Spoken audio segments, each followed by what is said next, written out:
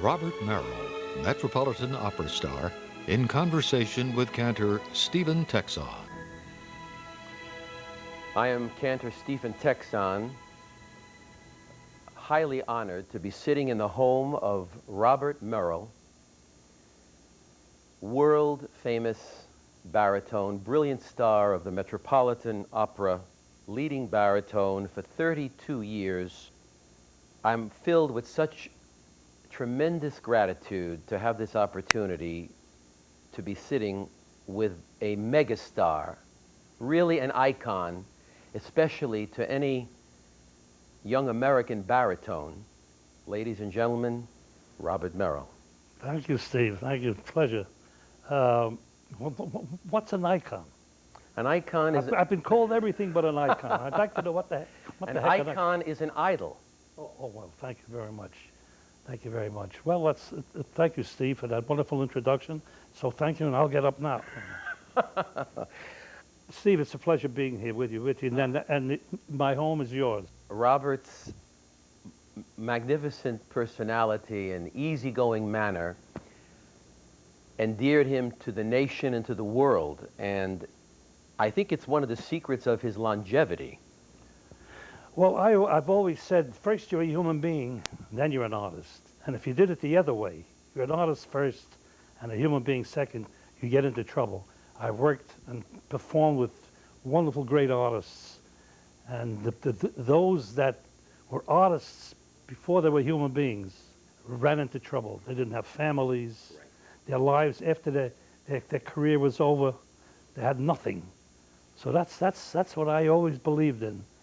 Act the way you do, you want to do as an artist, as a human being, and then an artist. And I think in the long run, it helps your artistry. It's an indescribable thrill for me. It would be like, well, you might say a baseball player who got to play a little bit for the Yankees, sitting with Joe DiMaggio or Babe Ruth. Okay, and by the way, while we're on the subject of the Yankees, Robert is not only the designated baritone of the New York Yankees, he's also... Oh, I'm the best right-handed baritone in the Bronx. Right. That's right. That's a heck of a thing, you know. I love being with the Yankees. George Steinbrenner, he says, and by the way, I bought the Yankees, and you're going to do the anthem for us. Beautiful. 30 years ago. And I do all the anthems. All the anthems. And every time I walk into this, because I wanted to play baseball when I was in Brooklyn, you know. I was a pretty good pitcher. I had a 38-mile-an-hour fastball. Billy Martin was manager then of the Yankees. Steinbrenner put a half on his number one. Billy was number one. He put a half on first, the gag, and it was hanging up. Now I put on the 1.5, and he never got it back. Well, I've sung for seven presidents. Starting with the great Roosevelt. I sang Figaro aria. I'm asked many times, what was your greatest bravo in the Met? I never had a bravo like that. When he called me over, the bravo, I sang for every president was different. I mean, the wonderful Reagan. We're talking baseball. Finally, the press asked me later, well, what were you talking about? I said, baseball. And my father, of course, was a tailor, and he didn't think if singing was a trade. Profession, yes. It wasn't a trade. What was singing? What? That's right. So finally, I made the Met, and they were invited. My father I got him a black tie, which he never wore in his life, and they were sitting in a box. They came backstage after the performance, La Traviata, and people with top hats and people with white gloves. I'm signing autographs in them. And my father waits until they leave. He says, "When are you singing next?" This was a Monday night. I said, Thursday. He says, see, I told you it's not a steady job. I got wonderful, wonderful experience singing in the Borscht Second. It helped me later on. There's another great name, Danny Kaye. Danny Kaye, Red Skelton, and the Three Stooges. I was straight man for the Three Stooges. You name them. It was just fantastic. And I ad-libbed sometime, you know. Well, all this was such great experience before audiences and getting you prepared. What did you learn from me, What I learned from you? I learned staying power. Never change the natural quality of your voice. As a matter of fact, Steve, the more dramatic roles that I sang, like Trovatore, Ballo, I thought lyrically. Most baritones, when they would tackle a role like Ballo or Trovatore, immediately get into a dark, and they over-darken and they'll push. And here you were coming out there thinking light. That's it. But I have to tell you, you hold the record, by the way, at the Metropolitan for number of performances of at least 4 roles. Germont, you hold the record. Traviata. Traviata. Rodrigo in Don Carlo. Carmen, Escamillo, and Conte di Luna in Trovatore. And of course, also Amonasro. That's 5. Aida. Of Aida. Those were the days, I mean, the old house, and I sneaked in and I took your Amonasro beard.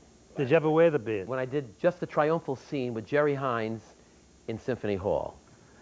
Oh, that makes me very happy, Steve, that you I'm wore sure. my little beard. Isn't that wonderful? And it helped you.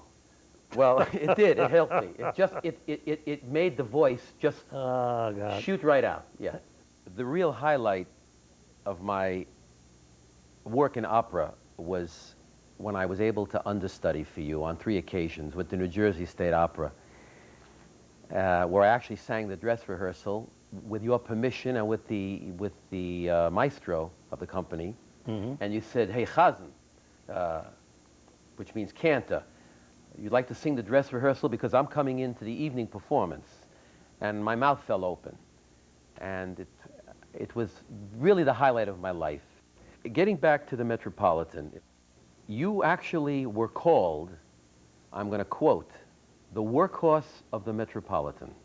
It was a phrase because you were so loved and you were seen so many times in these great parts. You were considered the reigning Rigoletto of your generation.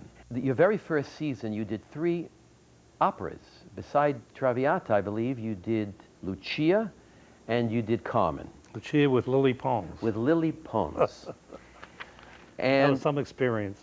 And there she is. "Oh, Robert Merrill, it's a great pleasure to sing with you." And she had a cat in her room.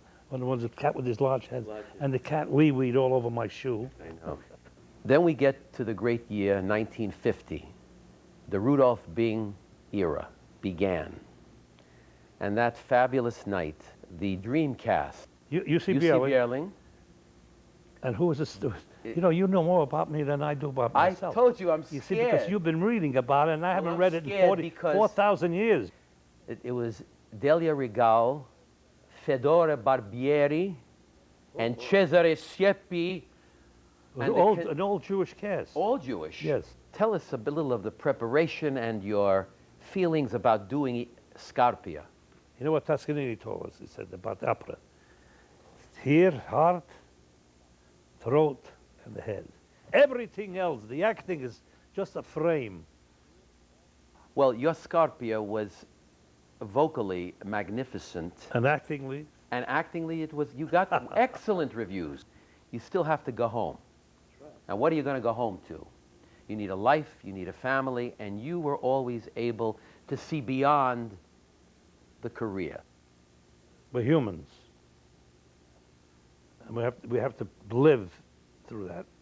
Live with yourself first. What makes you happy?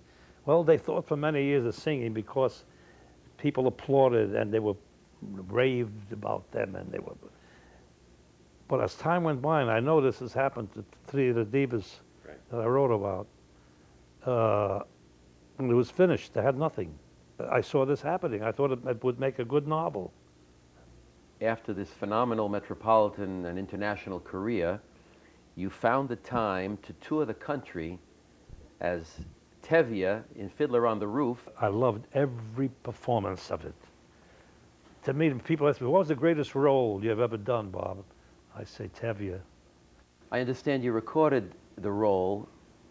Well, they asked me who I wanted as Golda. I said, there's only one woman, Molly Picon. If she does it, because she was this great star on the Yiddish stage. Yes. I'm terribly proud, very proud of this album that I made.